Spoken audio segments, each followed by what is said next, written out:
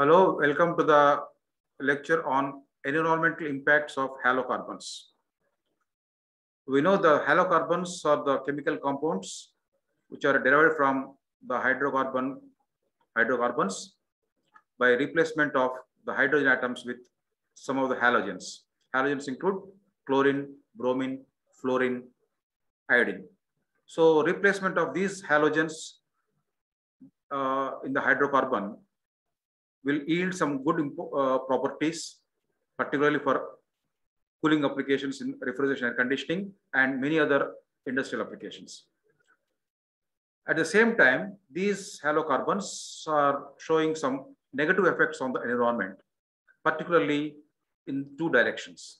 One is the ozone layer depletion, where the ozone layer, which is protecting the mankind and the earth from the dangerous ultraviolet radiation from the sun, this layer is getting depleted because of these halocarbons that are settled in the atmosphere top level. And the second one is the global warming. Global warming is mainly because of greenhouse gases. We know that the CO2 is the major content of greenhouse gas and methane. These halocarbons also behave as greenhouse gases. The quantity may be very small in magnitude, but their impact on global warming is very severe.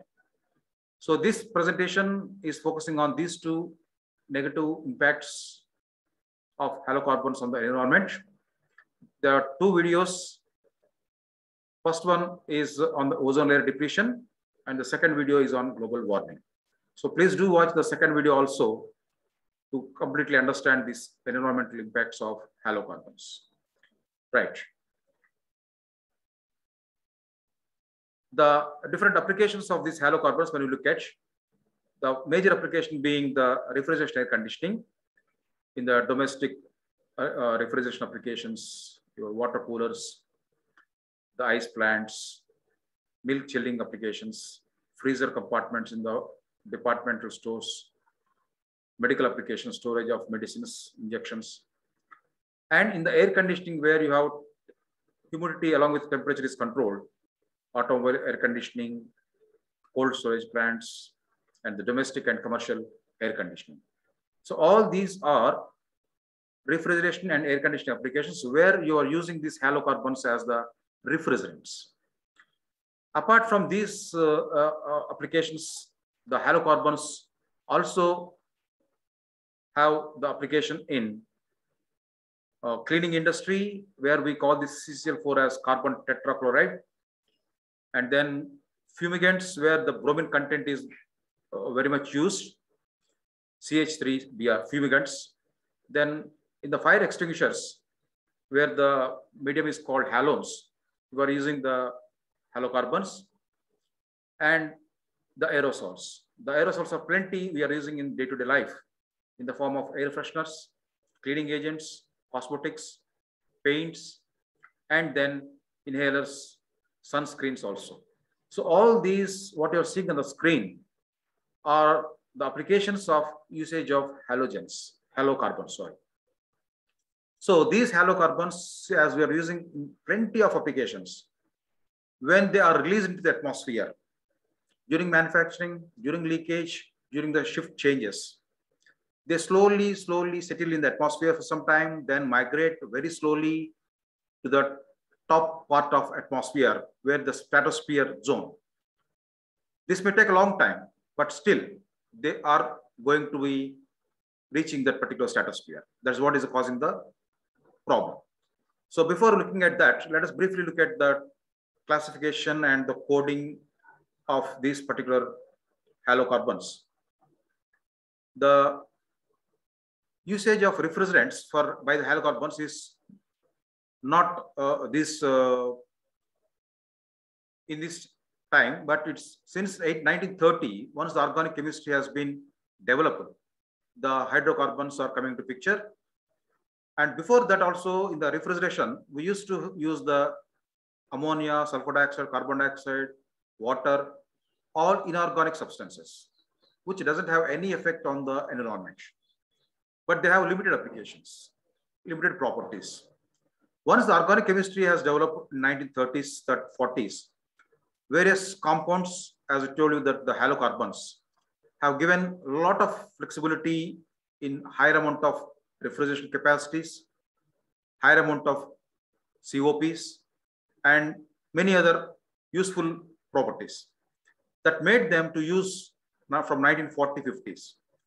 These hydrocarbons, in the halocarbons, are in different forms: CFC, chlorofluorocarbons, HCFC, HFC, and then HCs. So all these are changing. At the end of this session, we'll once again come back to this particular slide and understand better that how the shift of refrigerants are being over the years because of the environmental impacts. So that all refrigerants or halocarbons particularly we are using, we can classify into two categories, single component and mixtures. In the single component, as we have seen that the natural refrigerants or the natural compounds are water, ammonia, carbon dioxide, sulfur dioxide, where these are having limited applications but no effect on the environment. Good. Still are being used, and even in the future also we are going to use with some improvements in the systems. Then the bottom four, starting from HC, CFC, all these are hydrocarbon compounds. So if you don't use any halogen and purely hydrocarbons, still you have a role to use in the refrigerants. HC we call it. Example is butane, propane, methane. But the replacement of halogens, as I told you, that they are giving you a lot of advantageous properties and improvements. Those are particularly classified as CFCs, HCFCs, HFCs. These halocarbons, particularly in the market, we have three categories: CFC, chlorofluorocarbons, where you have carbon and chlorine and fluorine, and HCFC, hydrochlorofluorocarbons, along with CFC, hydrogen also, and HFC, hydrofluorocarbon, in which there is no chlorine. Now, to understand here better about these compounds, the hydrogen part in the halocarbons gives the flammable nature property, flammable. The more the hydrogen content, the more flammable it is. The more the chlorine content, it is more toxic as well as more dangerous to the environment to destroy the ozone layer. And the fluorine is somewhat gives you another detrimental effect, that is global warming. So this hydrogen, chlorine, fluorine combination, organic compounds, halocarbons, are good in one aspect, are doing some damage to the environment. So what actually has happened is we have to study the negative effects, the reasons for that, and try to overcome these and make use of the positive things of the halocarbons. There is a nomenclature for different type of refrigerants by ASHRAE, American Society for Heating, Refrigerating, and Air Conditioning Engineers. The halocarbons, saturated carbons are given as R12, 22, 32, with a specific nomenclature, first digit, second digit, third digit. I'm not going to the details here, assuming that we have the nomenclature.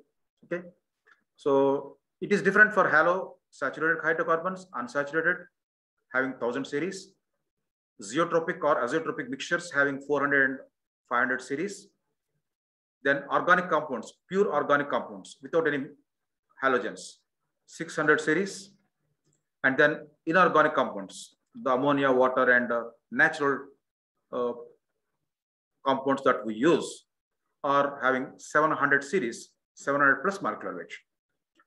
Then, what are the different halocarbons in use in a category wise so that we can have a better understanding? R11 is used in many applications for so many years in the centrifugal chillers, where in many countries for quick cooling of water from ambient to reduce it by 5 degrees to 10 degrees for effective cooling. Okay, R11 is used, and that is a CFC, that is a chlorofluorocarbon. It implies it has only chlorine atoms. Its chemical formula you can look at there. CCl3F implies It is 4 hydrogens coupled with C, that is methane. It's a methane group derivative. The 4 hydrogen atoms are replaced by 1 fluorine atom and 3 chlorine atoms, giving you the compound CCl3F. We call it as trichloromonofluoromethane, the chemical name, and you can see the structure there. And the coding, Astral coding gives it R011, popularly R11. And since it doesn't have any hydrogen, it is a group of CFC.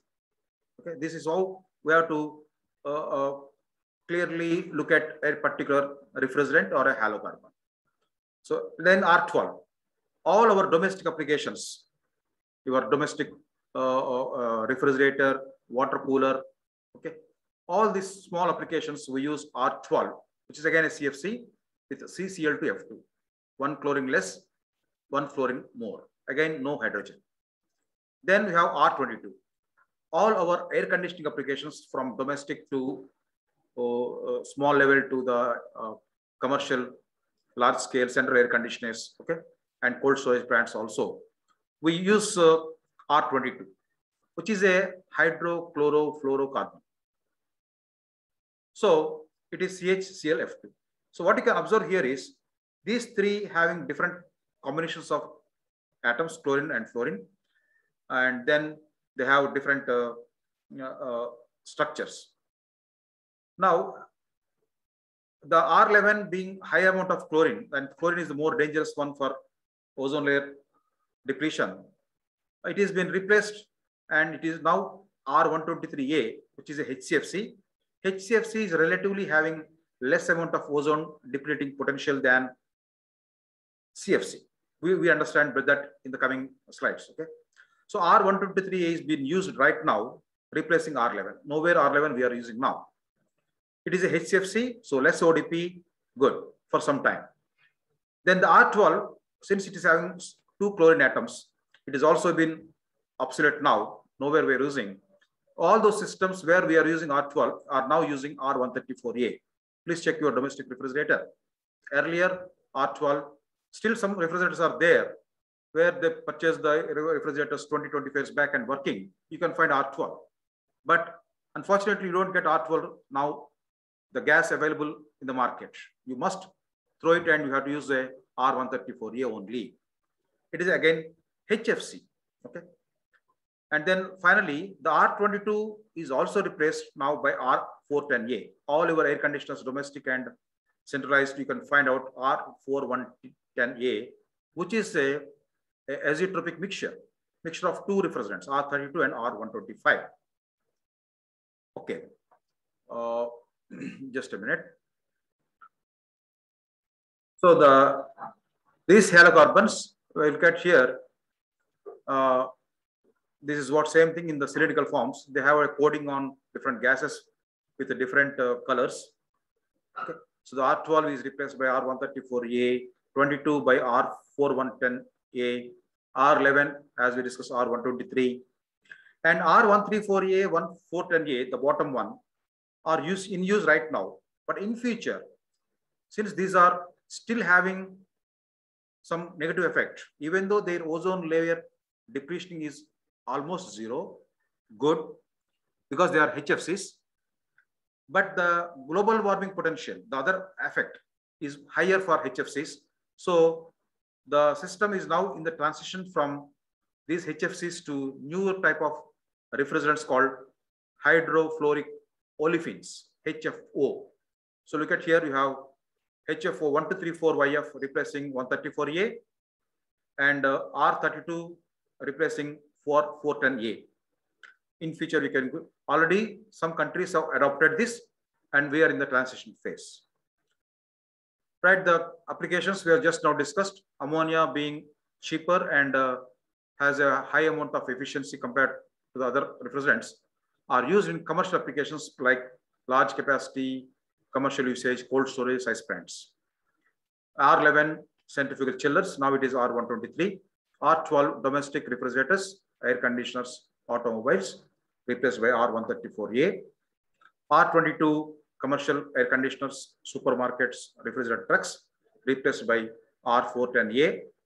And 13-14 refrigerants also used for production of very low temperature, -40, -60, -100 degrees, where usually we store the blood in the blood banks and many other medical applications also. And some testing of thermal shock testing in some systems which are expected to operate at very low temperature. We used to R1314 to produce the low temperature in the cascade mode. Okay then. So finally, you can look at all together CFCs, HCFCs, HCFCs, and HFCs. CFCs having more chlorine atoms, more dangerous for ozone layer. HCFCs reducing the chlorine atoms and adding hydrogen reduces their ODP, ozone layer depleting potential. HFCs absolutely having zero value of ozone layer. So they are absolutely free from this negative impact, but HFCs having high amount of hydrogen content and fluorine content are causing the global warming. So we understand more details about this in the coming slides. These halocarbons are having effect on environment. So the ozone layer depletion is ultimately we have to understand that it is the protecting layer for mankind. So we have to see that our operations, whether it is personal operations or industrial mechanized things, we have to see that no damage been done to the ultraviolet rays protection layer, that is ozone layer. Okay. We will see how the ozone layer is formed and how it is being depleted. First, let us look at where is this ozone layer. In the Earth atmosphere, as you go up, the Earth atmosphere stays only for some time, some distance only. As we have seen recently that the space travel, okay, they have gone beyond 100 kilometers where absolutely zero vacuum or. Okay. So in the atmospheric zone, up to 15 kilometers height, we call it as a tropospheric zone. About 15 to 35 is a stratospheric zone. So here, the ozone layer, which is there in the atmosphere, basically it is spread over stratosphere as well as troposphere.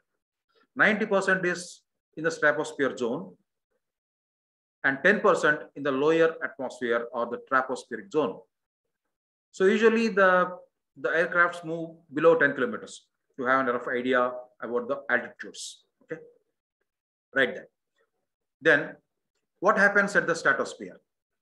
So the sun rays coming consists of three types of radiation: the low wavelength ultraviolet radiation, visible spectrum, and then the heat causing infrared energy source. So all this together coming from sun, the ozone layer is stopping the ultraviolet rays going and reaching the surface of Earth. How it is, we just now look at. So because of this, the Earth is not receiving ultraviolet. Otherwise, if the ultraviolet radiation is falling on human beings and the Earth surface, there are a lot of negative effects on human beings as well as the agriculture, even the marine life also. Okay, so that is so the ozone layer is protecting the ultraviolet radiation reaching the surface of the Earth. How it is? The ozone production. Usually we know that in the atmospheric conditions, the oxygen will be in the form of O molecule, single molecule, as well as O2. But how this O3 is formed? The O3 is formed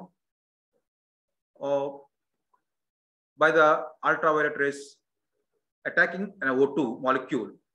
It is going to split it into OO, two O individual molecules.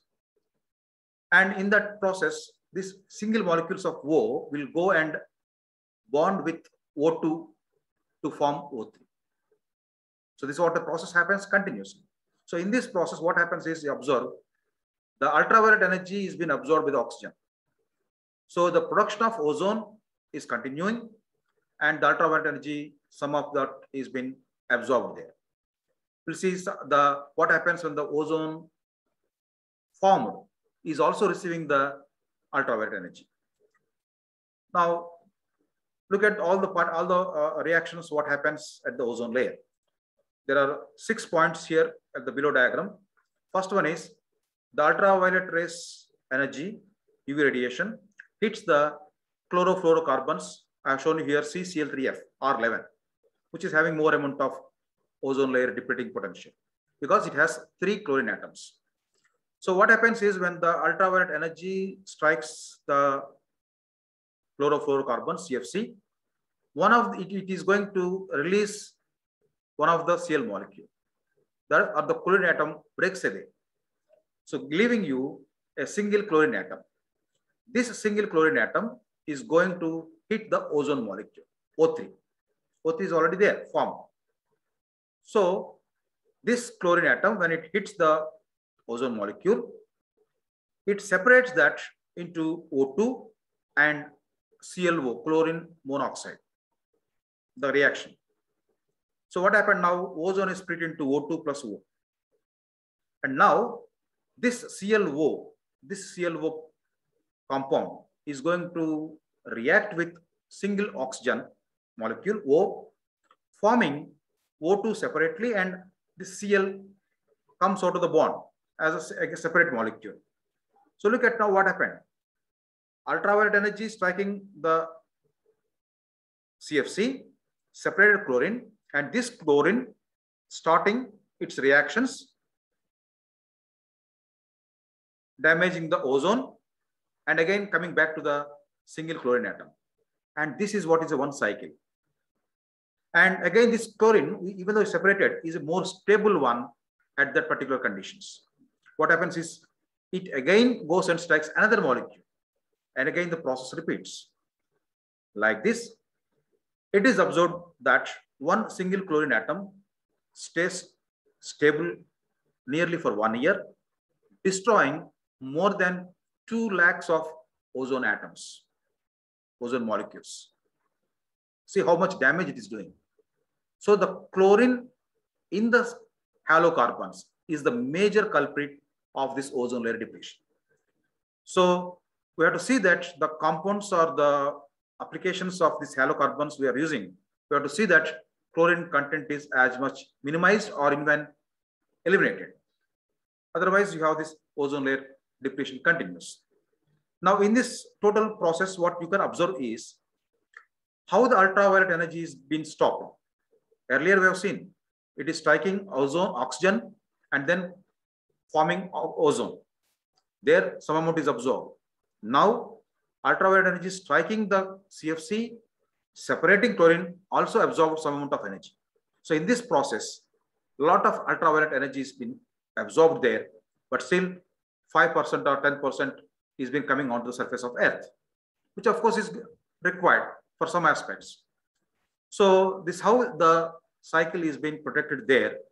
And what happens, imagine, when the chlorofluorocarbons or the compounds having more chlorine atoms reaching the stratosphere,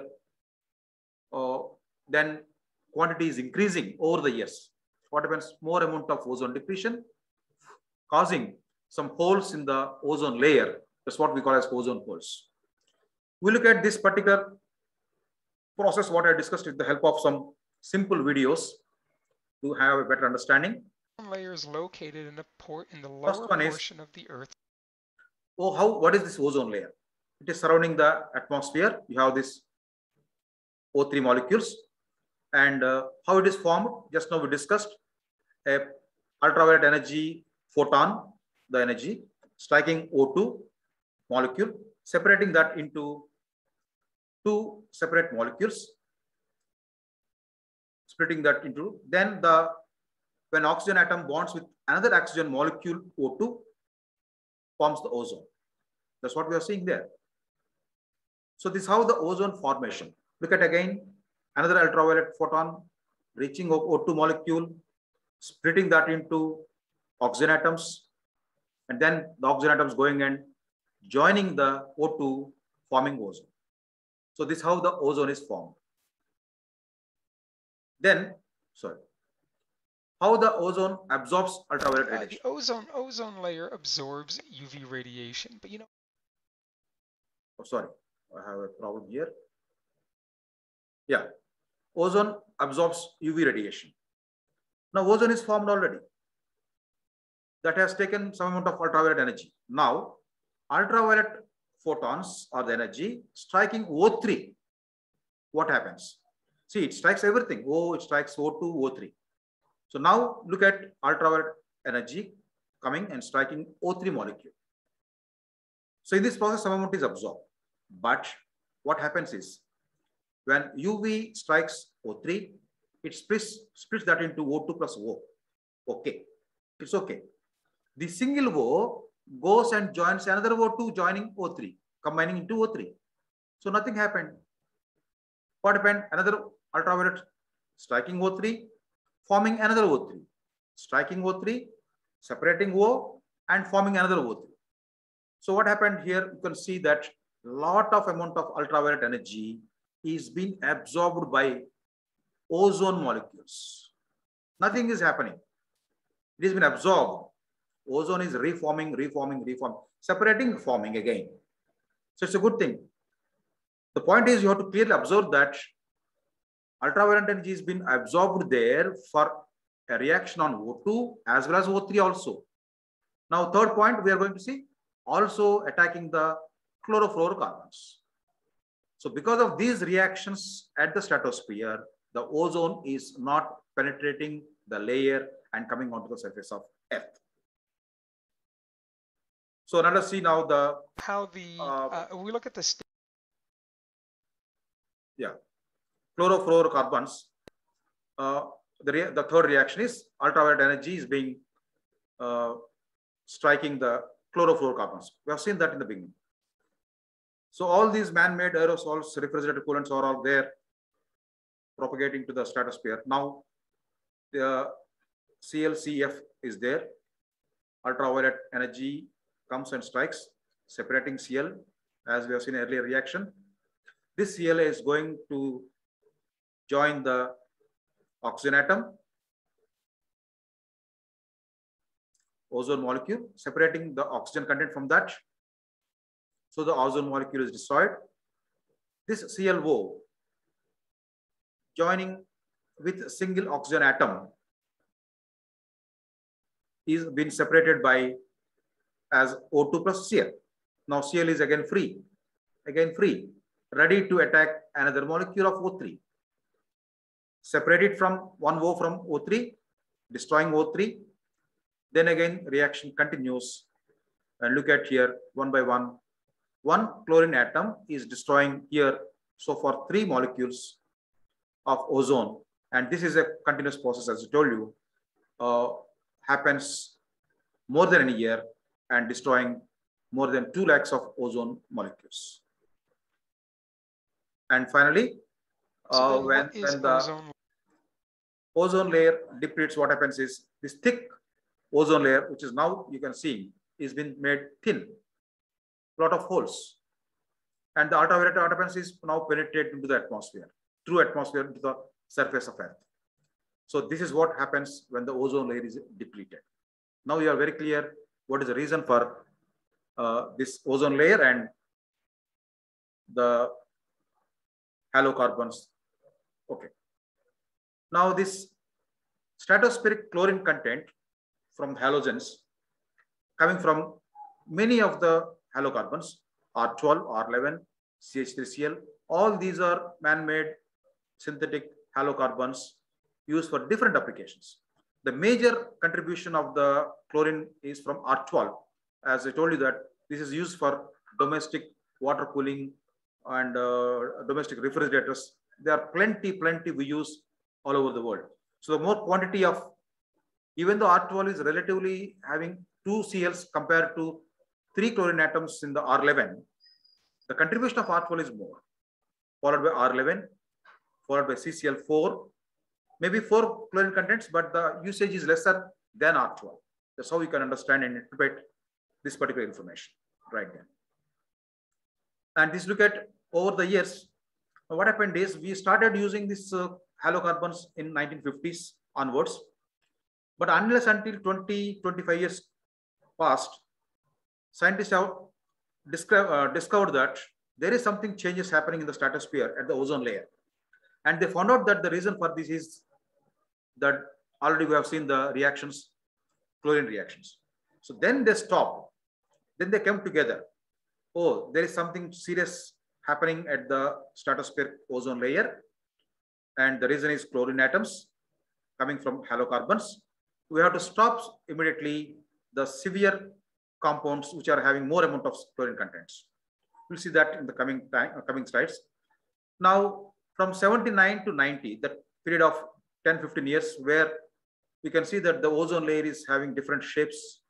Okay, that means it is being destroyed year by year, because of not the halocarbons released in those years, but prior to that 20 years back. And now once you have taken the decision by all countries, United Nations, to stop using the chlorine content in the halocarbons or the any compounds because they are destroying. Now already many countries have stopped producing these halocarbons, dangerous. So it is observed that in the last 3-4 years or 5 years time, that the ozone formation there is again recovering. You're seeing that an improvement in the ozone layer, or the holes are getting reduced. So it is expected that by the year 2050 or 60, you may have a ozone layer in the stratosphere, which is similar to 1970s, where we have not seen that depletion. So it is possible that it's a good point. So look at a good thing that environmental is protecting us. We did some damage. We are now in the recovery stage. So like this, there are many situations we come across. Of course, one of that is this ozone layer. Then the effects of ozone layer on the, as I told you, there are many effects on human beings in the form of skin cancer, eye cataract damages, your immune system damaging, and the skin becomes fast aging. You become too old early, okay? And a lot of other aspects on the life cycle of plants, and it destructs the marine life, fish, aqua, all in the seas and rivers, okay? All these are effects of ozone depletion. To summarize the effects, it is increasing the global warming also. In addition to the ozone layer depletion, this is another factor. Okay, ozone depletion also causing a factor of global warming. Second is plant growth is affecting, reducing the crop production. Then third one, you can see that marine food is being killed or it's very badly affected. Then the fourth one is skin cancer, cataract, and immunity effects on human beings. And another effect is it is going to attack on different materials you are using, particularly the plastics, PVCs. These are also having the effect of ultraviolet radiation. And if it is exposed to ultraviolet radiation more and more, the properties or the nature or the structure of the plastics are getting damaged. These are all consequences of ozone depletion. Now, looking at this, once the depletion is observed, all countries under United Nations Energy Protection, they have called together under Montreal Protocol at Canada in 1987, where 24 countries and the European Economic Community have accepted. Later on, with some revisions, all 197 members of the United Nations, almost all countries, have accepted to follow the protocol. What does the protocol contains? Let us see here. CFCs, which are more dangerous than HCFCs and HFCs, are to be stopped by 1995 only. That means within 8 years. But remember, this is only for developed countries. Since there are large economic deviation between developed countries and developing countries at that time, developing countries have requested the United Nations to accept this and apply for some more time to change our period. So it accepted. So there are two differentiate timings for this particular protocol to be accepted. CFCs are to be phased out by developed countries for 1995 onwards. Now there are no more. And developing countries like India, 2010. So what is this says? From 2010, so CFCs are not being manufactured even in India. If it is there, a substance is there in laboratory, it is already manufactured earlier. but nowhere you have CFCs, particularly your R12, not R22. R22 is a HCFC. So R11, R12 are completely banned by 2010, even in our country. Then halogens. Halogens do contain CCl4, very severe chlorofluorocarbons. So they are stopped by 1993 in the developed countries, and we stopped at 2010. Then methyl chloroform. Then look at the last one, HCFCs. HCFC, by virtue of hydrogen present in that, is make the ODP very small value compared to CFCs. So use HCFCs in the transition period, and by till 2016 you can use in the developing countries. So we have till recent times, 5 years back, we have R22 also manufactured, but now it is stopped. What we are using? R410A. But total phased out should be by 2040. Okay, you can still use until you get your new compounds from your research. Okay. So by 2020, all the developed countries, that means by today, all the developed countries have completely stopped manufacturing HCFCs also. Very short time, we are going to stop it. So no more CFCs, no more HCFCs. Okay. So the conclusion is, you can see here, the ODP. ODP is what? Ozone layer depleting potential. The CFCs you can look at on the table here, R11, 1, R12, 1. 1 is the relative index, the maximum value. So if you look at the R11, R12 contribution of ozone layer depleting, it is taken as maximum, like a percentile. And R113 and R114, 115, some special applications, they have 0.8, 0.7, because they belong to the CFC family, chlorofluorocarbon family. Look at the second table, where HCFCs, R22, the most commonly used one, 0.05. This is the reason why we are using this till 2020. Okay, but still it has another effect on global warming. Now look at the bottom, R123, 0.02, R124, 0.02. Okay, we are using R123, replacement of R11. Then at the second part of this second table, all are HFCs. HFCs are completely free from chlorine. So look at their all ODP is 0. So absolutely you can use any HCFC, hydrofluorocarbon, without any inhibition, without any problem on ozone layer, zeros only. But they do have some negative effect on the other form of global warming that we see in the second video. And so there is a need now to use HFCs to overcome the ozone layer problem, but there is a need again to change the HFCs also to another group in the to avoid the global warming also. Then see that the CFCs that we are discussing are the substances which deplete the ozone. Not only this, the greenhouse gases like your HFCs trap the extra radiation and increase the surface of the temperature of the earth. That is the second part of our discussion.